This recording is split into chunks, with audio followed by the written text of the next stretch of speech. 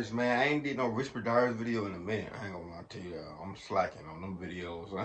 Him and Mr. Nightmare. Not gonna lie to you. Mr. Nightmare been a little too long for me. Pause. That being said, let's go ahead and get into it. Love y'all, man. That's right, nigga. I live in a small home in a fairly decent neighborhood, and I also work from home as well.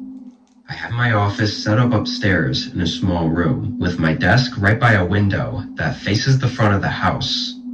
I liked being able to open it for fresh air, or have the view when it was nice out.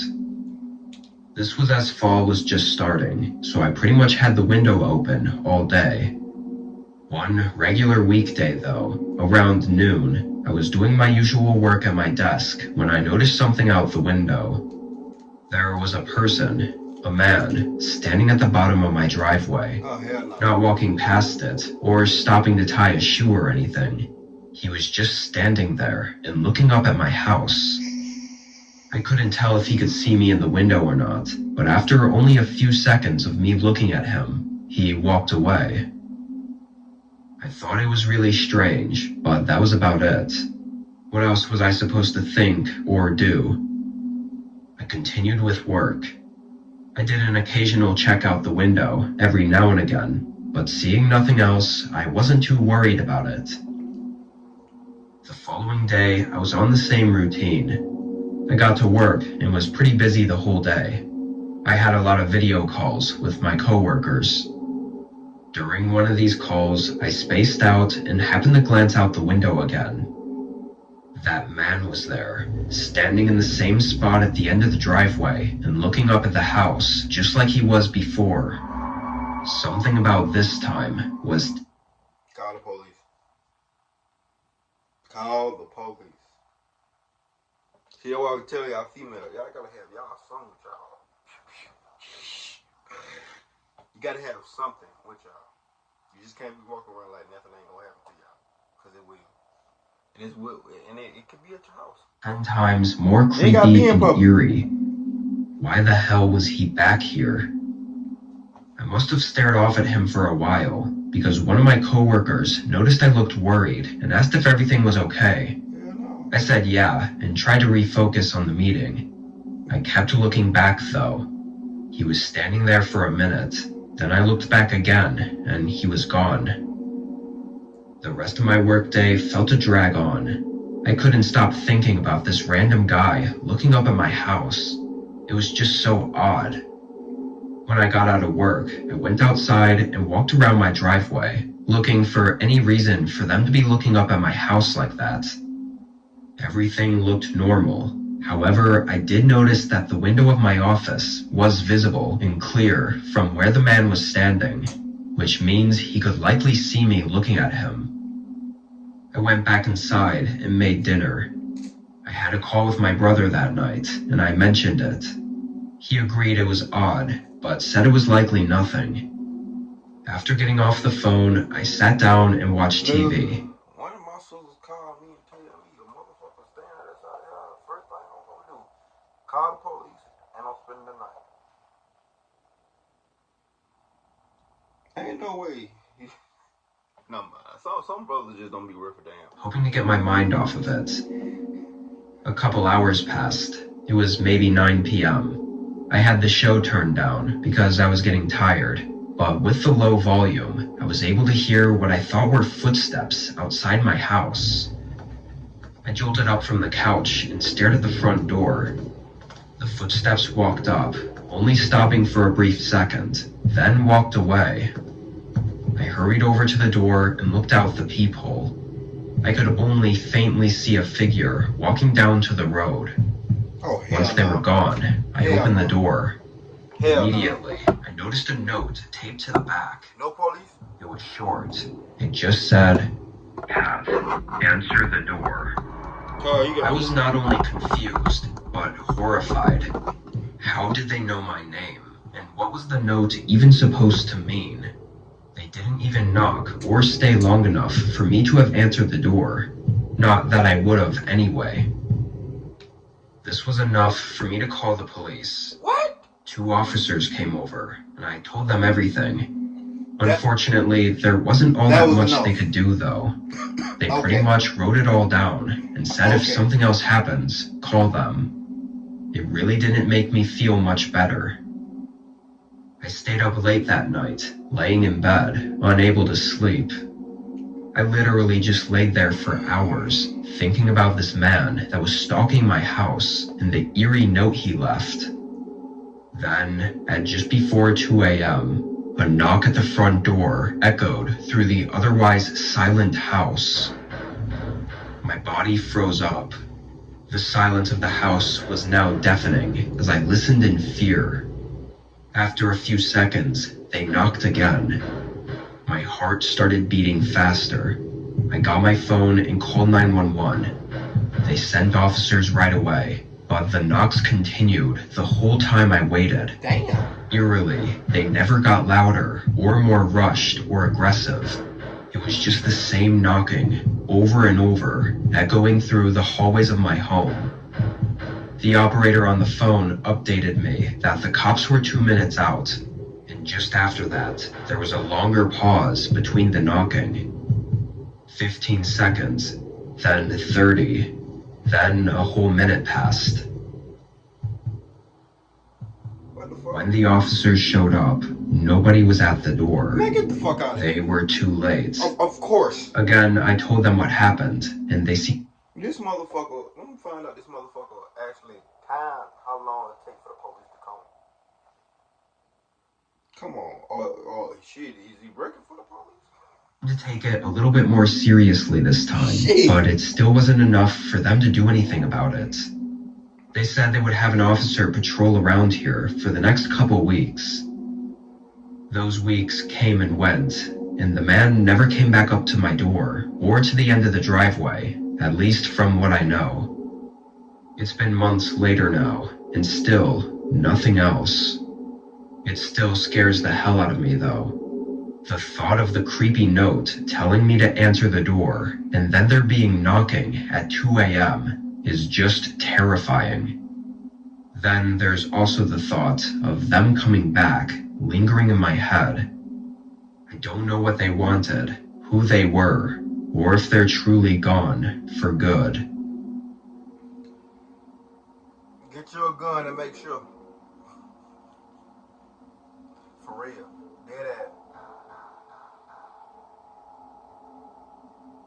Hey, Whisper Diaries, you bullshitting on that one. Come on now. Recently there's been an enormous data breach to get it easy for you all of your dictions of place using Aura. Thank you again to Aura for sponsoring this portion of today's video. They ain't paying me. They ain't get no ad in my video. Nope. This was when I was a freshman in high school. The town I lived in was small, and I guess you could say pretty old-fashioned compared to places nowadays. It was very woodsy all around, and the buildings and houses weren't so compacted together. My home was out in the woods. My parents had a decent amount of land. If I give me something like this right here, I don't want a wife. Well, that house actually ain't big enough. But I definitely have like 4 or 5 tame crossovers around that motherfucker, and they get to roam freely as they please at nighttime.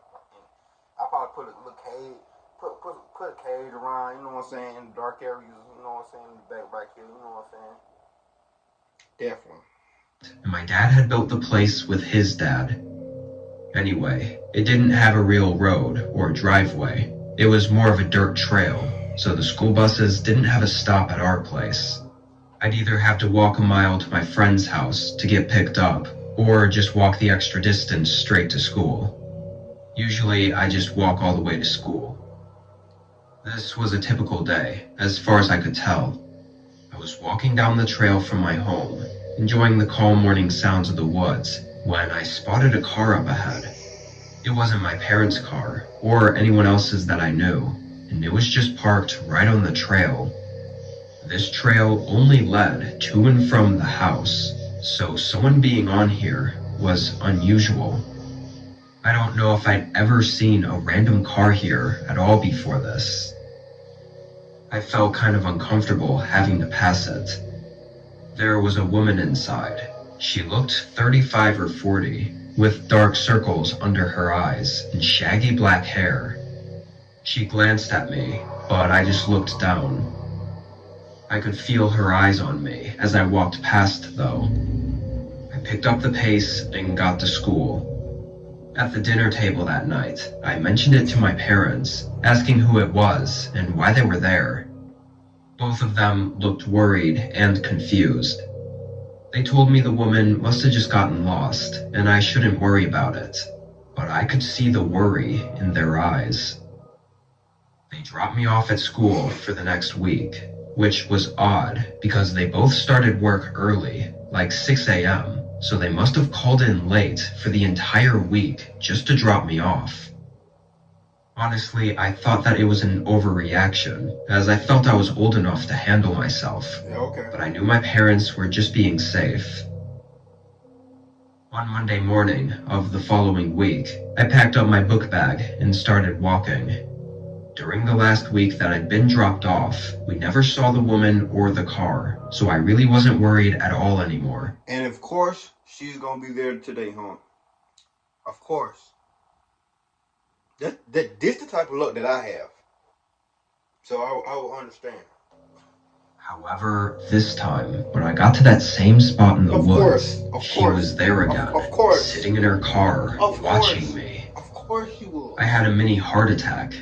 This was too much to be a coincidence, showing up twice on the trail that was basically our driveway, sitting in the same spot, and only showing up when I was walking alone. I made the decision to cut through the woods instead of walking past her again. I took a few steps off the trail, but immediately the woman noticed. She turned her car on and drove up. This not me, not even on no tough shit. Like, you feel me? Not even on no tough. I ain't on no tough shit when I say this. So I don't want y'all to be like, oh, he's tough. He's tough. If I ever, you know what I'm saying? Even when I was, you know what I'm saying, like 10, 11, 12, like, if I gotta go through somewhere and somebody stopping me from going through somewhere, and I'm halfway there, I'm not cutting in no woods, man. I'm going straight towards that person. So whatever problem, you know what I'm saying, whatever problem that problem is, I'm gonna have to deal with it. If I have to run away from her, I'll do that before I just go in the woods. You get what I'm saying? Like, I always been like that, bro. Hell no, bro. You gonna have to chase me or something. Closer to me. Fuck that. I ain't doing all that, pretended to ignore her, walking faster into the woods. I ain't going in the woods. I heard her car door open, I ain't going and in her the woods. footsteps crunching on the leaves behind me. Alright. But then she called out my name, like my full name, in this eerily calm and loving voice. I turned my head and looked at her. What? She had this dead stare and blank, expressionless face. Her eyes were tired and heavy, and she had this sickly look. I sprinted away, and after losing sight of her, I circled back through the woods to my house, where I called my parents. They called the police and came home right away. What I didn't expect was my parents to know exactly who the woman was. It was my dad's ex-wife from almost 2 decades ago. Nigga, what? Apparently, she'd had mental health issues for a while and would have these horrifying episodes where she'd get obsessed with something and do disturbing things. The day I told them I saw her, my parents reported it to the police, knowing it had to be her. Police failed to do anything about it, though, only checking up on her and saying she seemed normal. For that whole week, though, she had been stalking our house, knowing that every time my parents left for work early, it meant I would be walking alone to school. What the fuck? That's creepy. My parents never told me what happened to her after this, or what she was trying to do to me, or why she was doing any of it. Man, look. Hopefully, nothing like that happens again.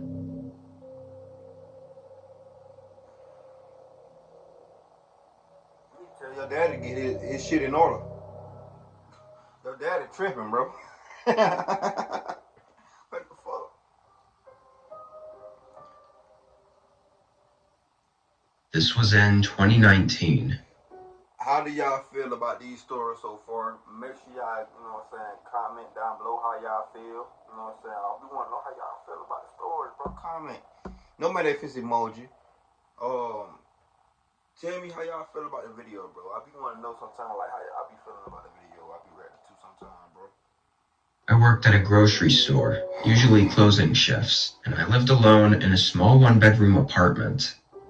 We had a lot of regulars at our store, customers that would come in all the time, and usually around the same time as well.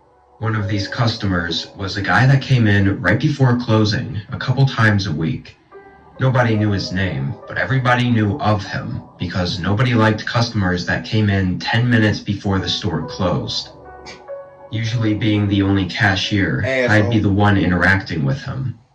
He was always a bit strange. He didn't talk much and always had a tired look on his face. This night, he came in as he always did, right before closing, grabbing a couple things and coming up to the register. I scanned everything, he paid, and he left. We didn't exchange any words aside from a simple greeting.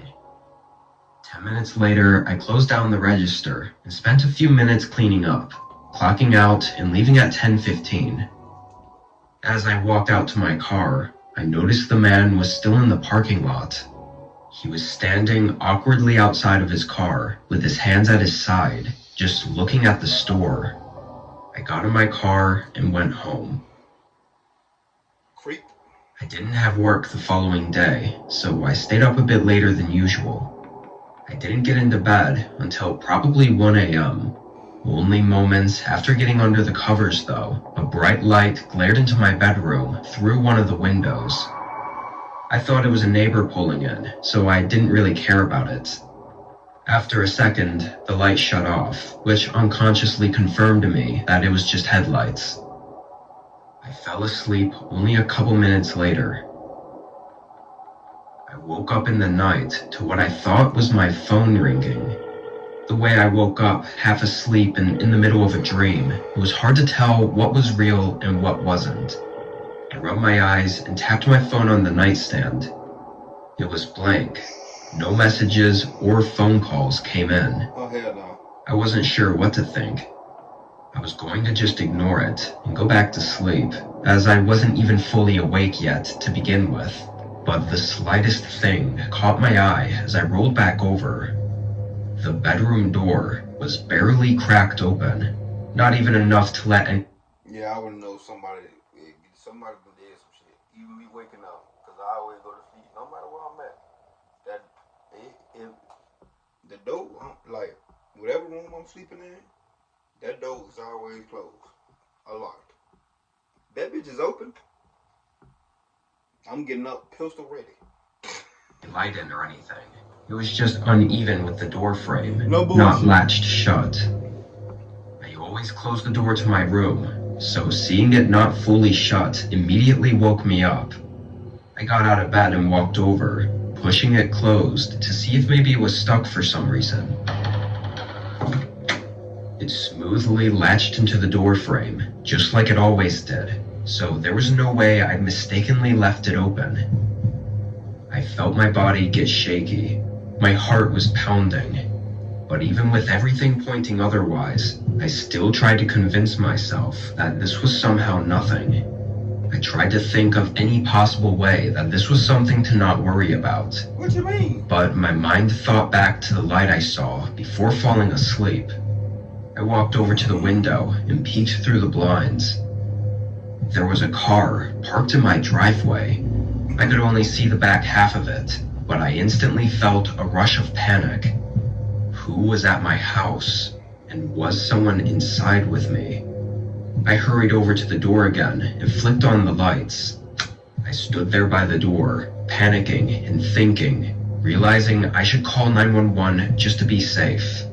I looked at the nightstand that my phone was on, and just before I started to walk over there, I saw an eye looking back at me from a crack in the closet. We start shooting through the goddamn. I would have started shooting through that motherfucker.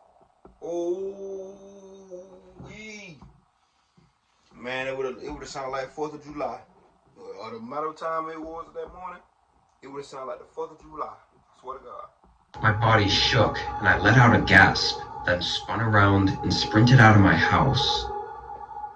By the time I found a neighbor that would answer their door and call the police for me, at least 15 minutes had gone by already. Damn.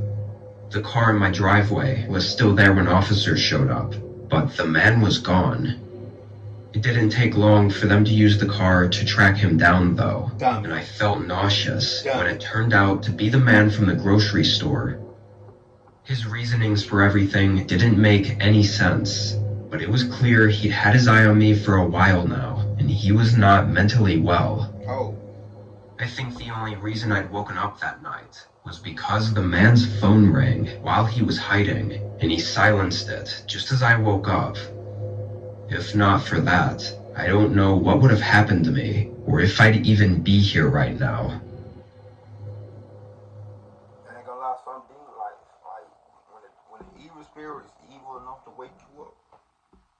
Like the energy is evil enough to wake you up.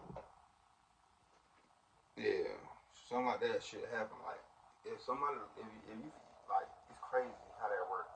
I don't know what they call it, but you can feel somebody staring at you while you sleep. You feel me? That's why she woke up. That being said, see you when I see y'all. Love y'all, man. How y'all feel about this, man? Make sure y'all leave a comment. Make sure y'all go subscribe to my second channel. Cool, we finna drop a video over there. Love y'all. See you when I see y'all. Subscribe like my last previous videos, man.